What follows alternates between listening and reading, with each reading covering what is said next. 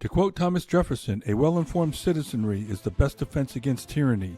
Welcome to the Constitution Solution, one podcast under God, where we discuss the basics of our constitutional republic and how our freedoms are being seized by public officials, both elected and unelected. I'm Mark DeLuzio, a former candidate for the U.S. Congress and a Gold Star father.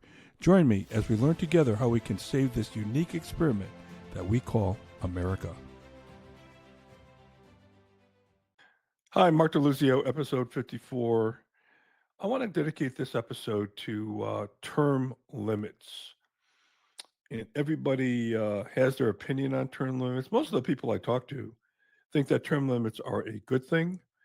And there's probably a lot of great arguments, quite frankly, on either side of the argument on term limits, pro and con. So this is called the pros and cons of term limits. And like I said, there are good arguments on both sides. I want to go through, though, a little bit of history on term limits, give you a feel for what the founders thought, because they didn't all agree. There's one point in time I thought they all did agree, but they didn't all agree on term limits. And matter of fact, they all didn't agree on much, believe it or not. But they weren't fighting on what our country was supposed to be, which was a constitutional republic. They were fighting more about how to do it. I think the argument today is a lot different because we're talking about Marxism. We're rejecting the fundamental principles of our country out of hand, arguing that the Constitution is an old document made by some old white men who were slave owners, that it doesn't apply anymore. So we're not always arguing about how to achieve that more perfect union. We're arguing that we should at all, and moving towards things like socialism, which to me is the JV team for communism. Okay, well, that's all subjects for another day. Let's talk about term limits. Now, term limits are an important part of the whole discussion anyway. But let's just go back in a little bit of history here and talk about prior to the Constitution, which was signed in 1787, we had what we call the Articles of Confederation. And if you remember your history, the Articles of Confederation were very loose and really didn't have much play, and allowed the states to do all kinds of crazy things, and gave actually the states too much independence, where as a country, it was all becoming counterproductive. So that's when our Constitution was founded, 1787. And then, of course, the Bill of Rights followed with getting a little bit more federal framework so that there's a clear division, or as clear as possible, between what the federal government should do and what the states should do. So again, subject for another day, but the Articles of Confederation back then, which were between 1781 and 1789, it kind of overlapped into the Constitution until we got the Bill of Rights in 1789. It was more of a suggestion than it was anything else. There were guidelines, but wasn't treated as a law. So, but in the Articles of Confederation, they did have term limits.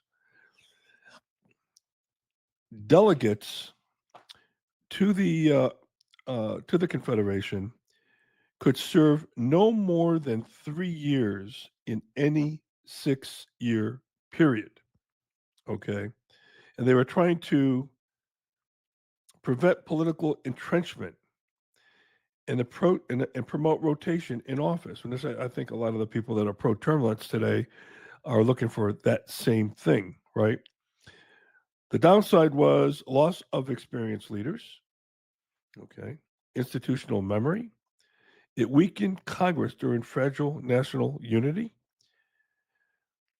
It strengthened state dominance, and this was the problem with the Articles of Confederation anyway, over national interest. Okay, so stronger states with more population, more representatives, chose national security measures that favored them and maybe not necessarily the entire nation.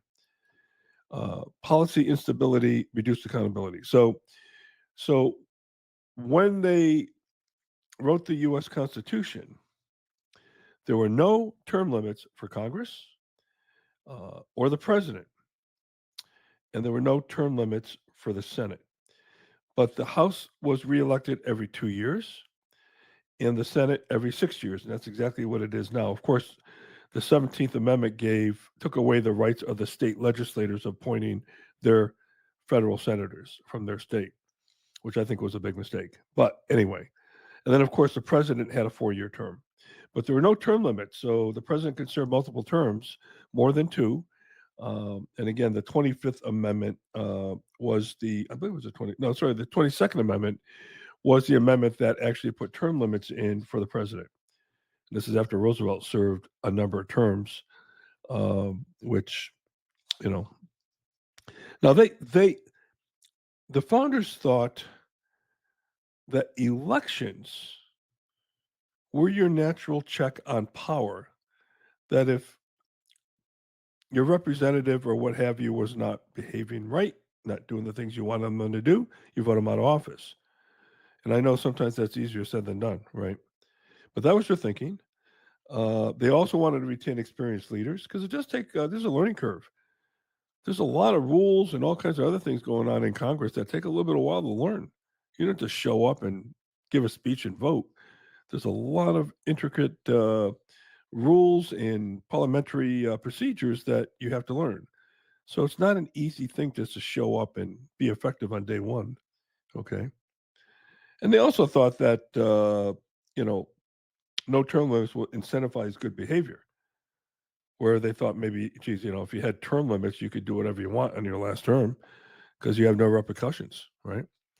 So, so that was the way the Constitution was set up. Now, let me go to some of the founding fathers and just give you their thoughts on term limits because they did differ. Alexander Hamilton was opposed to term limits. He argued in Federalist Number 72 against term limits. He believed re-election incentivized good behavior and allowed retention of proven leaders. Okay, that was his view. James Madison, the father of the Constitution, the guy that wrote the Constitution, opposed term limits. He felt frequent elections for every House, which is every 2 years, and Senate every 6 years, provided natural limits without needing formal restrictions. George Mason supported term limits. He worried about indefinite presidency and saw danger in leaders serving for life. And by the way, that's one of the arguments people make today when you look at people like Joe Biden, who was in federal government for over half a century, Nancy Pelosi, Chuck Schumer, Grassley on the Republican side. And so we have a lot of long term. Dianne Feinstein, before she passed away, she would not leave. She was so ill. She was clutching on to power, man, and there was nothing to take her out of that seat unless she died, and that's what happened, right?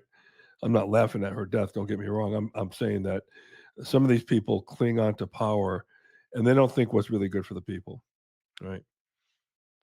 If you're not capable of doing the job, either physically or mentally, you need to get out.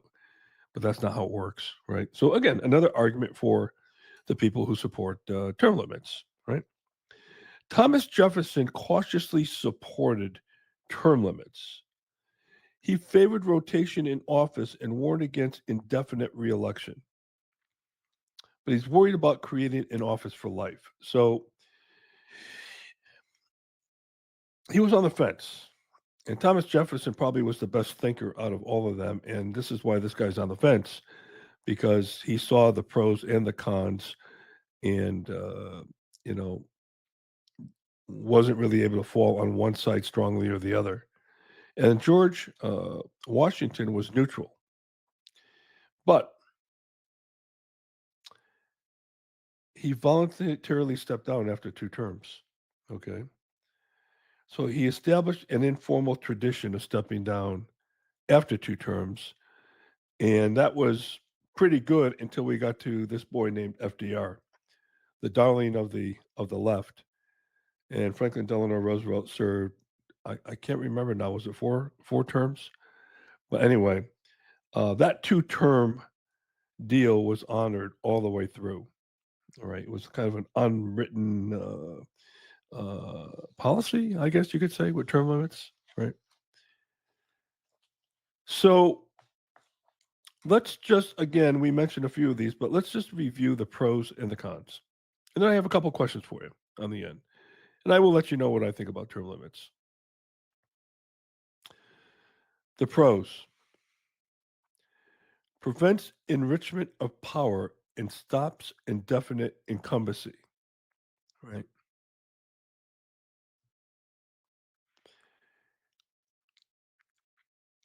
Term limit pro encourages fresh perspectives and new ideas. It reduces corruption and reliance on special interests. Another pro is it increases political competition by opening more seats. And it reflects founders' Republican ideal of rotation in office. Okay. Let's look at the cons. Loss of experience. Removes knowledgeable legislatures. Shifts the power to unelected staff and lobbyists. Reduces accountability. Lame duck politicians may ignore constituents. I can't believe that would ever happen. Can you? A politician ignoring their constituents, except for around election time or when they need your money? Okay. I had to throw that in. Sorry. Again, when I ran for Congress, I got to see the pain on the people's face in the second district in Arizona. And I got to see also that they were being totally crapped on and abused and ignored. Nobody gave a rat's ass about them. And I'll tell you right now, I'm sick and tired of hearing how are Democrats going to get regain power? That's the focus. How about the focus on the problems of the American people? And if you take care of that, most likely you'll get elected to power. But everyone's thinking about it's like losing weight, right? If I just focus on the scale and look at the pounds on the scale, I'm not going to lose weight. I have to focus on the things that are going to make me lose weight so that scale moves in the right direction. By the way, I'm not saying you don't look at the scale, but I need to be counting leading indicators like calories, nutrition, how much sleep do I get, right? How much exercise do I get? If those things are calibrated correctly and I hit those numbers and hit my targets, the scale should come down if that is my goal. All right. These Democrats are thinking, well, how do I get into power? Newsflash, take care of your constituents. Wonderful things will happen to you if you take care of your people. The people, you swore an oath to take care of.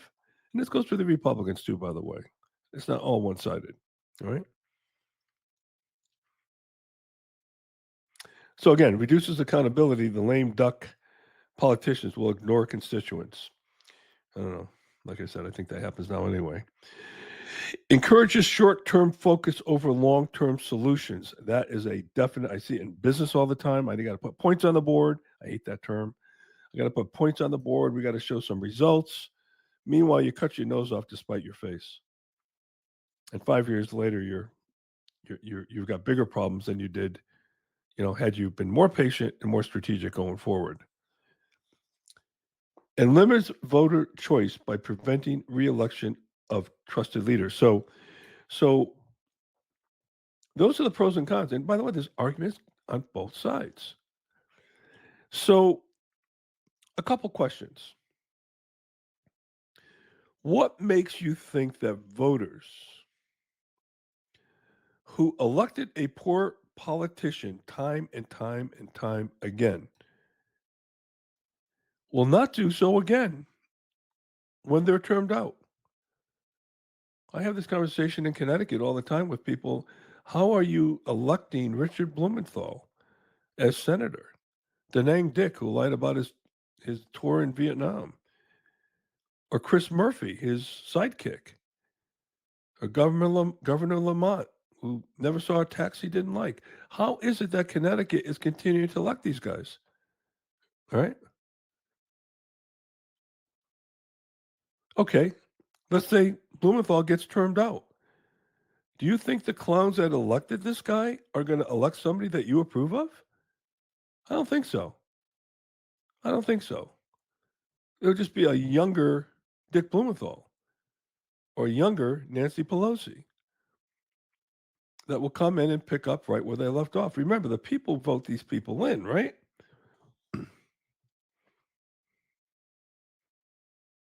What if the politician in question that has to resign because of term limits is somebody you love? See, when I got asked this question when I was running for Congress, Paul Gosar, who is a friend of mine and is one of the most conservative uh, Republicans in Congress. Matter of fact, we did a podcast episode with Paul a while back on emergency spending. You should listen to that one. It might enrage you. um, Paul was loved.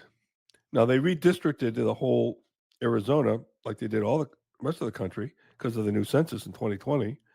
So Paul was no longer running in the district that I was running for Congress in. Matter of fact, I never run against Paul because I support Paul, and Paul was just still is a phenomenal legislator. So I asked a question. They asked me about term limits. I said, "Well, you guys know Paul Gosar, right? Yeah, yeah, we love Paul." And I would say, "How would you feel if Paul got termed out and you lost Paul?" And almost to a person, they all said, "We never thought about it that way."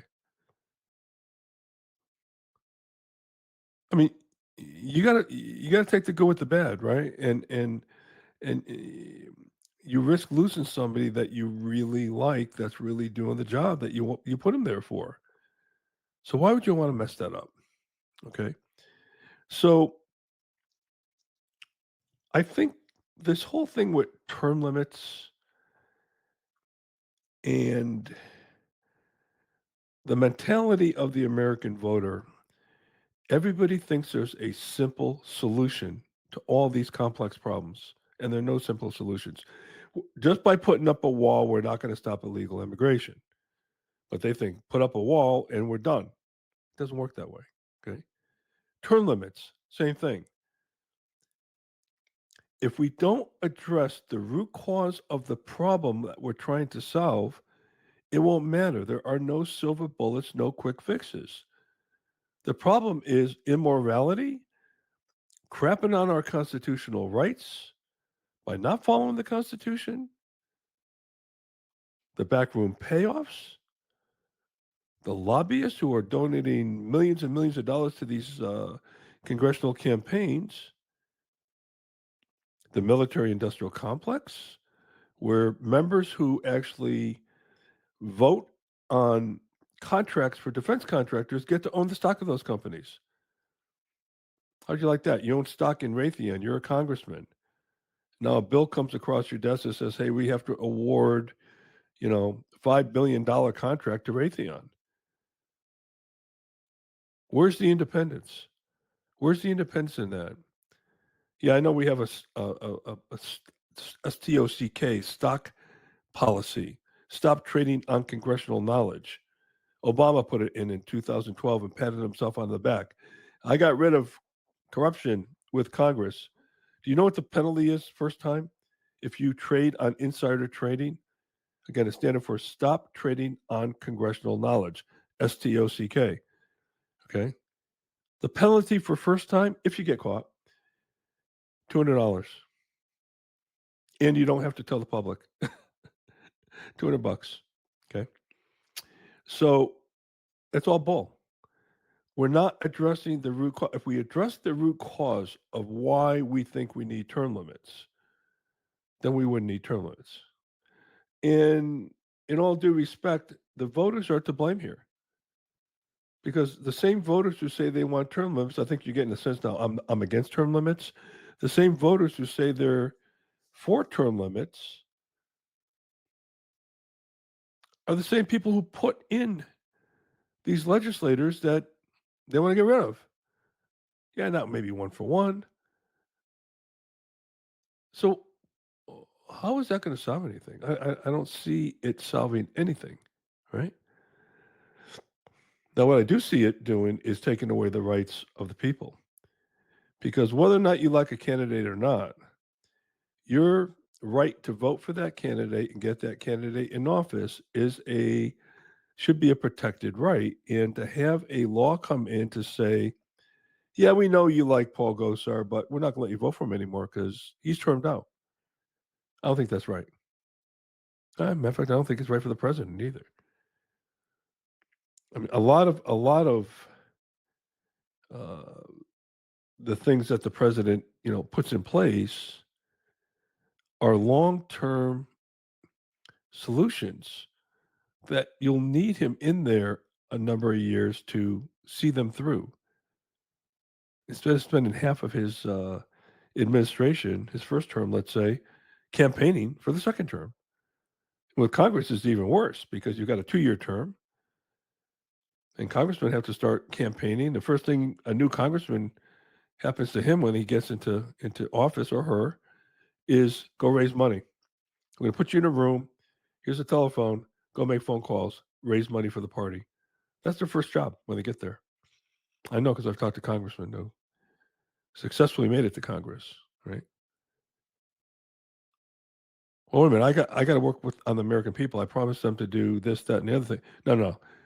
Go raise money. Matter of fact, you don't raise a certain amount, you don't get on any committees. That's how it works, by the way. It's unbelievable.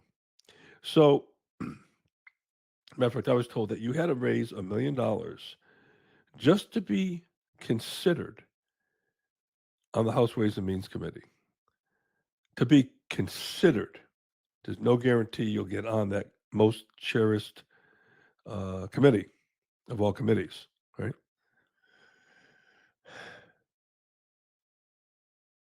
If you don't, you might end up on the Rose Garden Committee where you know, argue over which landscapers and which plants you're going to plant in the Rose Garden. I'm being facetious. There's no such committee, but you get my point, right? So I think it's taken away constitutional rights from the people. The people should vote who they want in office. Whether or not you and I like who they vote in office should be a secondary matter to the fact that they should have the right to elect their representatives and their elected officials. That's my view. And we're not always going to agree, whether it be a president, a congressman, a senator, a governor. But hey, look, at the federal level, I don't support term limits at all. Matter of fact, I don't even support them for the president. So, uh, again, that's just me. But like I said, there are very good arguments on the other side too. This is not. This is one of those deals where it's not a black and white either or type of subject. I mean, there are really good arguments. When you look at the power brokers like Nancy Pelosi, Chuck Schumer, um, on our side, Lindsey Graham, McConnell, these guys have networks that could bury you tomorrow if they wanted to. They've developed such political networks, not only in their own home state, but throughout the whole country. And they will take you down. So they were allowed to establish that kind of network, all right, and that kind of power. So again, there is a very good reason. But if you look at some of the things they're doing, they're illegal. But we're not addressing the illegalities of what these people are doing. Then you got to ask yourself, well, why? I don't know. I go back to what Hillary Clinton said. You guys arrest me and bring me into trial. I'll take half of Washington down with me. That was alarming when she said that, which basically means they have dirt. Look at Mayor Adams in New York City. He started pushing back on Obama's uh, illegal immigration policy. And look what happened to him. They said, okay, we got some chips we're going to call. We know you pay that guy off. And and all of a sudden the Justice Department got involved and the guy was persecuted, right? And almost prosecuted. I'm not even sure where that stands right now, to be honest with you. But anyway, that's how it works, right? So everybody's kind of buying off everybody else. And don't you think that just because if you think that's a reason for term limits, don't ever think that the person coming into that office as a new elected candidate isn't going to have that kind of dirt on them as well. Lord knows, I mean, even with AI now, uh, it's so easy to generate a picture with you with some hot-looking babe, right, holding hands, or even worse than that, in bed, right? And all of a sudden, you get a letter in the mail, and it says, "By the way, if you don't vote this way on this bill, this letter is going to the press, and it's going to your wife." All right. Now you're sitting there saying, "Well, that's that's all fake. I'm not worried about this. I didn't do this." Oh yeah. Once it gets out into the public, you're a dead man. Doesn't matter. So these are the kind of things that we're looking at here. These are the immoralities, the illegalities that we think term limits are going to abolish all those issues and make everything pure. Not going to happen. It's not going to happen. So I am against term limits because I don't think term limits, just like I didn't think the flat tax is going to solve our tax problems. Okay. We got to get to the root cause here and find out what's going on. And then you'll walk away like the founders did saying, you know what?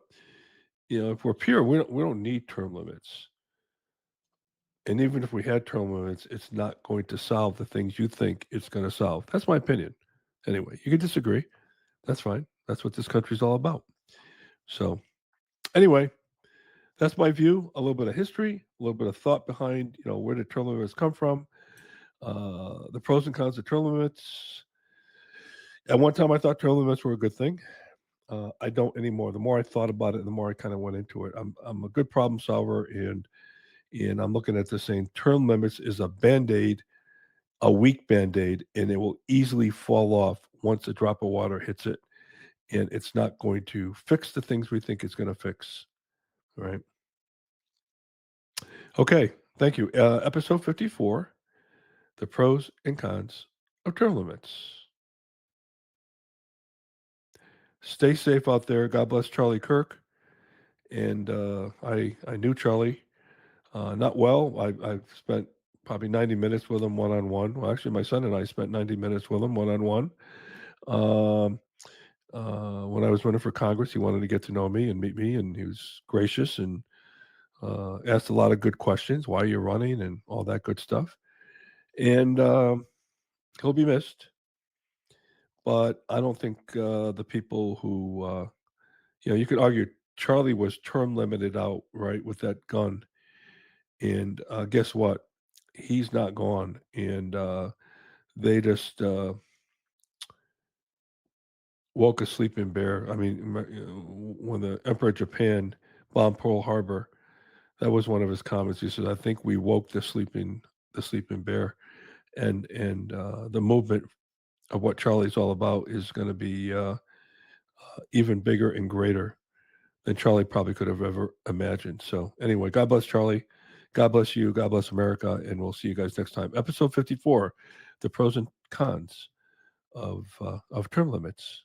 See you next time. Thanks for listening to the Constitution Solution, one podcast under God. The Constitution is the solution to most of our country's problems. Other episodes can be found on our website at 1787solution.com, YouTube, Rumble, Apple Podcasts, Spotify, and most other podcast platforms. I'm your host, Mark DeLuzio. Until next time, may God bless you, may God bless America, and may America bless God.